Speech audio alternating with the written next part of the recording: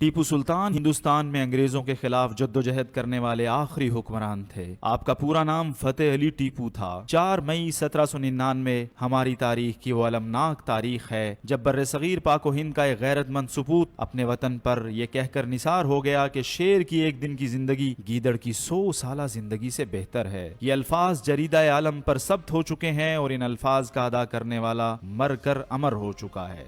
دنیا اسے ٹیپو سلطان کے نام سے جانتی ہے۔ ٹیپو سلطان کی والدہ کا نام فاطمہ اور والد کا نام حیدر علی تھا۔ روایت ہے کہ حیدر علی نے جنوبی ہندوستان کے شہر اوکاٹ میں ایک مشہور ولی ٹیپو مستان کے مزار پر حاضری کے دوران اللہ سے بیٹے کی دعا مانگی تھی۔ جب 10 نومبر 1750 کو بیٹا پیدا ہوا تو اس کا نام ٹیپو رکھا گیا۔ جب سلطان حیدر علی نے کینسر کے مرض میں وفات پائی تو 26 دسمبر 1787 کو ابو الفتح فتح علی خان ٹیپو سلطان تخت نشین ہوئے۔ ٹیپو سلطان کی عمر اس وقت 32 سال تھی اور 3 طاقتور حریفوں کا سامنا تھا، اولاً انگریز، ثانیاً مرہٹے اور ثالثاً دکن کا نظام۔ ٹیپو سلطان سچے مسلمان، عظیم سپاہی اور 7 زبان عالم تھے۔ وہ ہر وقت باوضو رہتے تھے، نماز فجر کے بعد بلا ناغہ تلاوت کرتے تھے، مکروہات اور لغویات سے مکمل اجتناب کرتے تھے، اپنے شاہی فرمان کی پیشانی پر اپنے ہاتھ سے بسم اللہ لکھتے تھے۔ سلطنت کا سرکاری نام سلطنت خداداد میسور تھا۔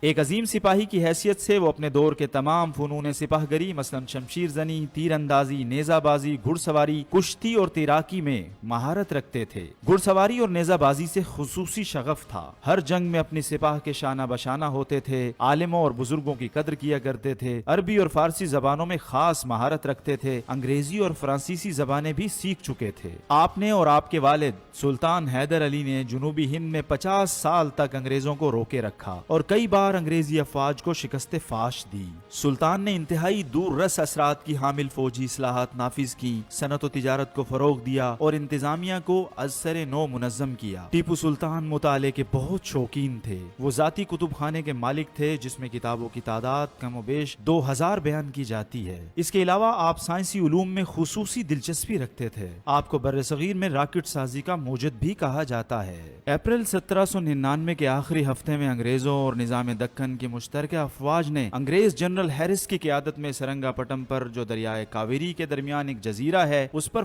فیصلہ کن حملہ کر دیا۔ 4 مئی 1799 کو دوپہر کے وقت سرنگا پٹم کے قلعے کی فصیل میں بمباری کی وجہ سے پڑنے والے شگاف کے ذریعے حلہ بول دیا۔ سلطان نے اس شگاف کی حفاظت کے لیے وہاں خصوصی فوجی دستے تعینات کیے تھے۔ غدار میر صادق نے دوپہر کا وقت جان بوجھ کر چنا تھا۔ محافظ دستوں کو تنخواہ لینے کے بہانے بلا لیا گیا تھا اور نظام اور انگریز کی متحدہ فوج کسی مقابلے کے بغیر قلعے میں داخل ہو گئی تھی۔ جب سرنگا پٹم کی شکست یقینی ہو چکی تھی تو ٹیپو نے محاصرہ کرنے والے انگریزوں کے خلاف بھرپور مزاحمت کی اور قلعے کو بند کروا دیا۔ غدار ساتھیوں نے دشمن کے لیے قلعے کا دروازہ کھول دیا اور قلعے کے میدان میں زبردست جنگ چھڑ گئی۔ بارود کے ذخیرے میں آگ لگ جانے کے باعث مزاحمت کمزور ہو گئی۔ اس موقع پر ایک فرانسیسی افسر نے ٹیپو کو بھاگ جانے اور اپنی جان بچانے کا مشورہ دیا، مگر ٹیپو راضی نہ ہوئے اور دوران جنگ سر پر گولی لگنے سے شہید ہو گئے۔ بوقت شہادت ٹیپو سلطان کی عمر محض 48 سال تھی۔ 4 مئی سے 6 مئی تک سرنگا پٹم میں لوٹ مار ہوتی رہی۔ لوٹ مار کا بیشتر حصہ فوجیوں کے ہاتھ آیا، جو بچا وہ انگلستان بھیج دیا گیا۔ 7 سمندر پار بھیجی ہوئی اس دولت میں علم کے موتی یعنی عربی، فارسی اور ہندی کے 2000 مخطوطات بھی شامل تھے،